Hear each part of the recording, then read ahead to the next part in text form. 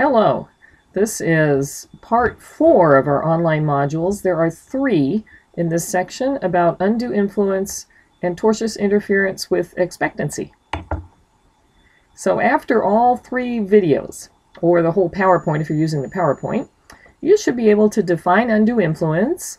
You should be able to list some factors of undue influence, describe a confidential relationship, which is one of the factors, explain the significance of showing a confidential relationship, and you should be able to explain the role of the tortious interference cause of action. Okay, so first a little bit of review. We've already talked about testamentary capacity and saw that the capacity required is really low for executing a will. Basically, testator just has to know the nature and extent of his or her stuff, the natural objects of his or her bounty, and the basics of the plan that they're using to dispose of their property, how it all fits together. Okay, also, we saw that the will has to be intended to be a will. So in the question then in Corral was, is that letter supposed to be a will? So we're assuming we've jumped through those hurdles already. We have something that purports to be a will, and the testator had capacity. So this is a little bit different, this question of undue influence, but it is another challenge for another theory for challenging a will. It's more likely to cede than lack of capacity because the bar for capacity is so very low, it's really hard to prove someone didn't have it. Okay, so here's a definition. This is actually from a case that's not in your casebook anymore. But it fits. Substitutes the will of the person or persons exercising influence for that of the testator, thereby making the writing express not the purpose and intent of the intestator, but that of the person or persons exercising the undue influence. Your book uses the term coerce, and I don't like that term because we're not talking about putting a gun to somebody's head or threatening them or blackmailing them. We're convincing them to execute a will that expresses our intention instead of theirs. Here are some factors listed on page 97 in your text. They help identify this. First of all, a confidential relationship. And then the influencing beneficiary participates in will preparation. There's often secrecy and haste. The new plan changes earlier plans. And in addition, the beneficiary seems to be getting an unfair benefit, something that's unwarranted. The testator is someone who we could say was susceptible to influence, and usually the testator did not have any independent advice. All right, here's an example. Grandpa Bob and his wife Elsie had one daughter.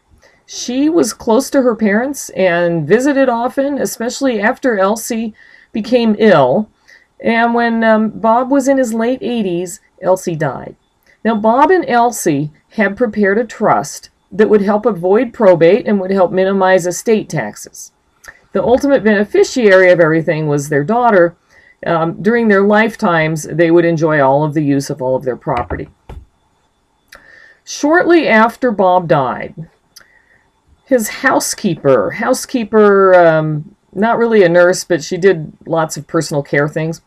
She was there most full-time. She took him to see a lawyer, and they prepared a new trust. Now, Bob didn't tell his daughter that he was doing this, and he didn't talk about planning to change his estate in any way. The new trust would still allow Bob to keep all of the use of all the property during his lifetime, but at his death, it would divide the estate. Half of it would go to 4 people, 3 of his 4 grandchildren, and the part-time housekeeper, not the main one, and then the rest would go to the full-time housekeeper.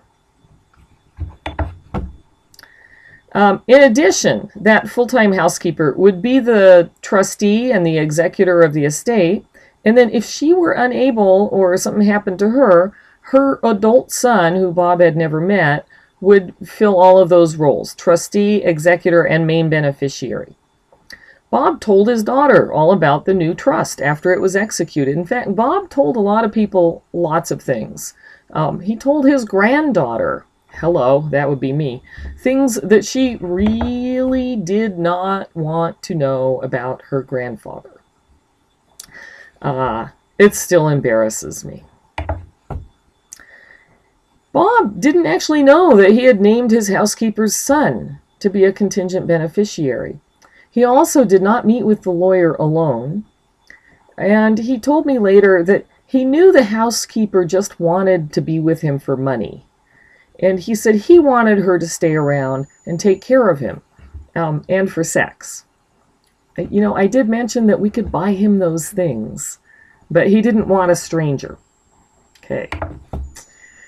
He also admitted that he couldn't say no to people when they asked him for things.